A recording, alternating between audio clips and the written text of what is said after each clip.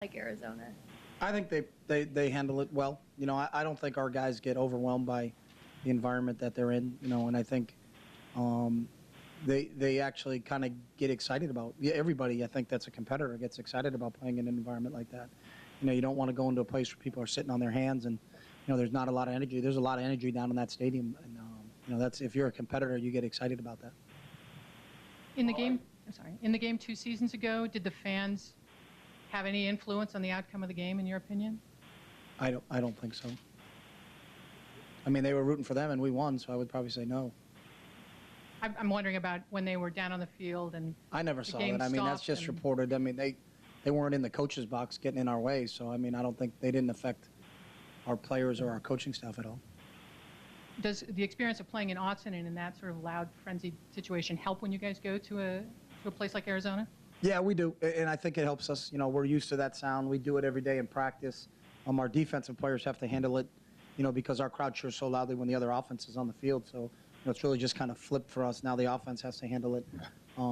So it's fun. You get excited to play in environments like that. I mean, first and foremost, it starts with their quarterback, who I believe is one of the best in the country.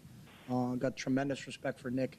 He's big, he's strong, he's tough. I mean, you watch the games, and I can't believe the hits that people lay on him. He just gets up and keeps slinging. He's very accurate. He's got a great knowledge of that offense. And I think their group of receivers is the best group of receivers in the league. Obviously Robert Woods is a great receiver, and a lot of schools have individual guys that could match up. But as a group, I think there's 6 deep at receiver with Roberts and Douglas and Kreiner and Crump, Buckner. It goes on and on and on. And that's the real big thing is how do you handle their passing game.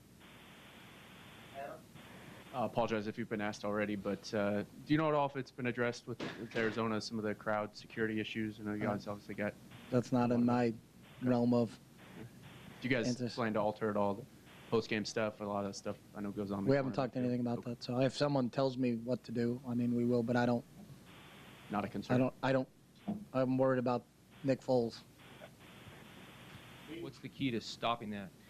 I think a lot of it's got to do with coverage. How close are you to the receivers on their routes, and can you disrupt them so that when he's trying to get rid of that quickly, those guys aren't open. So it's a big task for our linebackers and our secondary getting matched up with that group of wideouts. But he does, and that's one of the things that makes him such a good quarterback is his ability to get that ball out of his hands very quickly and accurately.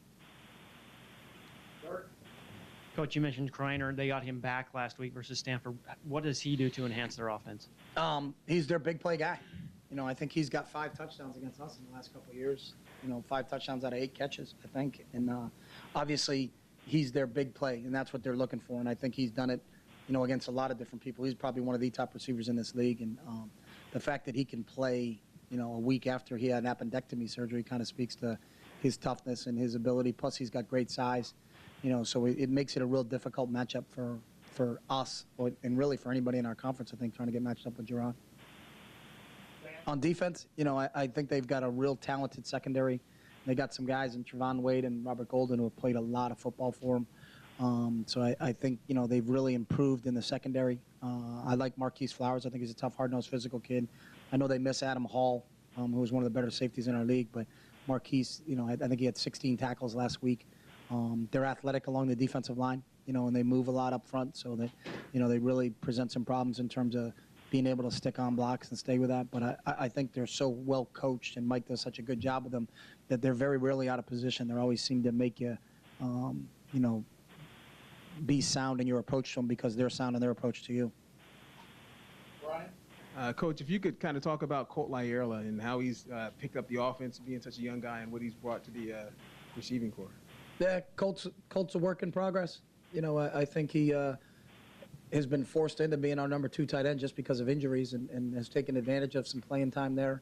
But he's still got a ways to go. And I've said this before, he did not play tight end in high school. So this is all new to Colt, getting lined up, blocking, doing all those other things. I think it's a little bit more difficult than what he did in high school because he was more of a running back in high school. So he works hard. And as he continues to get in better shape, continues to be able to go more than 5 or 6 plays in a row, and continues to get a better grasp for our offense, I think you'll see more of him.